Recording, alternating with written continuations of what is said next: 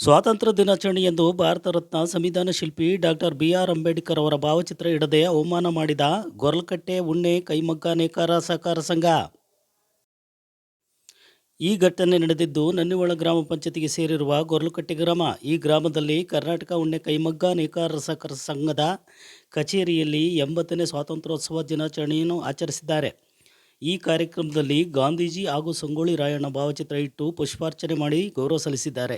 ಇದೆಲ್ಲ ಓಕೆ, ಆದರೆ doctor B R. Ambedkar ಅವರ ಭಾವಚಿತ್ರ ಏಕೆ ಇಟ್ಟಿಲ್ಲ? ಬೇಜವಾಬ್ದಾರಿನ ಅಥವಾ ಅಸಡ್ಡೆ ವರ್ತನೆ ಎನ್ನಬಹುದಾಗಿದೆ. ರಾಷ್ಟ್ರೀಯ ಹಬ್ಬಗಳ ಆಚರಣೆಯಲ್ಲಿ ಡಾಕ್ಟರ್ ಬಿ.ಆರ್. ಅಂಬೇಡ್ಕರ್ ಅವರ ಭಾವಚಿತ್ರ ಇಡುವುದು ಕಡ್ಡಾಯ. ಅಂಬೇಡ್ಕರ್ ಅವರ ಭಾವಚಿತ್ರ ಇಡದೆ ಧ್ವಜಾರೋಹಣ ಮಾಡಿ ಅಂಬೇಡ್ಕರ್ ಅವರನ್ನು ಅವಮಾನ ಮಾಡಿರುವುದು ಪ್ರಜ್ಞಾವಂತ ನಾಗರಿಕರು ಆಕ್ರೋಶ ವ್ಯಕ್ತಪಡಿಸಿದ್ದಾರೆ.